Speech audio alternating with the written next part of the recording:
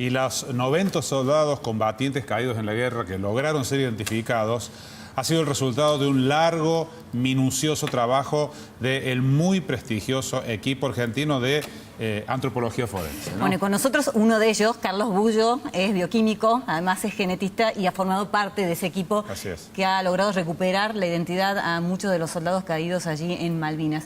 Carlos no ha estado en Malvinas, pero sí le ha tocado dar buenas noticias.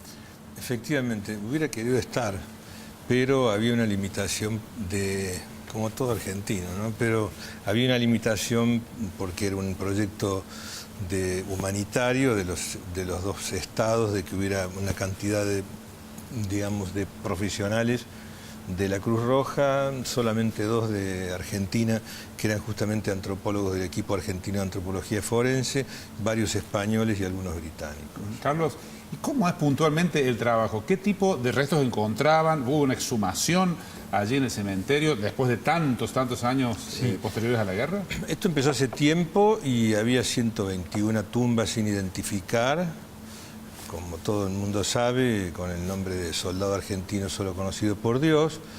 Hace años un grupo de gente quería comenzar a identificar y empezó a moverse, y el Estado argentino pidió a la Cruz Roja que liderara neutralmente este proceso humanitario de identificación. En julio del año pasado, agosto, estuvieron 2 meses antropólogos de la Cruz Roja, como dije, y del equipo argentino exhumando cuerpos. Eran las tumbas de 121 tumbas, pero había 122 personas allí, soldados caídos. Se tomaron muestras y se remitieron al laboratorio nuestro de genética acá en Córdoba. Ahora, ¿qué expectativas había teniendo en cuenta todo el tiempo que había pasado, el lugar en donde se encontraban enterrados?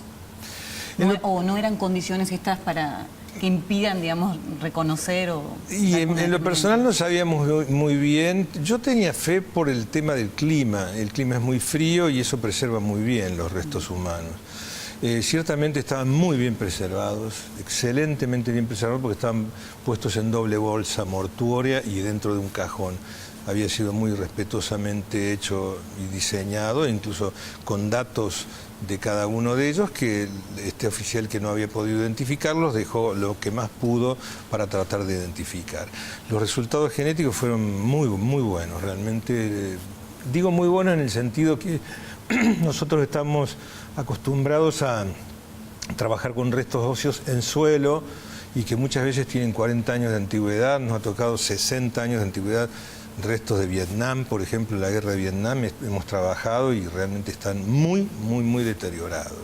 Esto realmente estaba muy bien en el sentido de la preservación del ADN, así que de los 122 salieron muy buenos perfiles para comparar con su familia. Carlos, ahí está mencionando que, por ejemplo, trabajaron con restos de Vietnam, ¿no es cierto?, de la guerra. Siempre se comenta el prestigio mundial que tiene el equipo argentino de antropología forense. Es decir, además de los trabajos hechos aquí en la Argentina, del recordado de los restos del Che Guevara y demás, ¿qué tipo de tareas de esa magnitud y de qué orígenes, de qué lugares del mundo les ha tocado hacer? Bueno, el equipo ha trabajado en más de 60, 70 países en antropología y en genética a partir del año 2003, en el cual me integré yo como genetista, no sé, pero unos 15 o 20 países.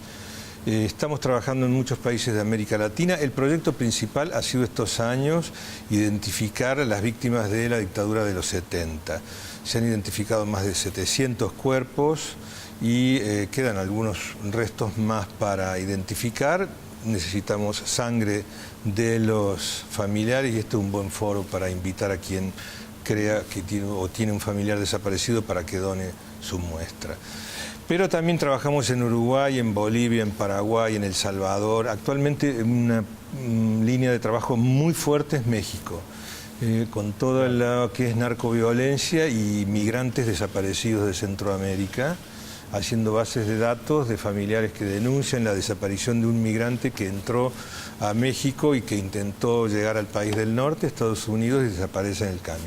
Bueno, y yo hago hincapié en los familiares y particularmente en los familiares de Malvinas.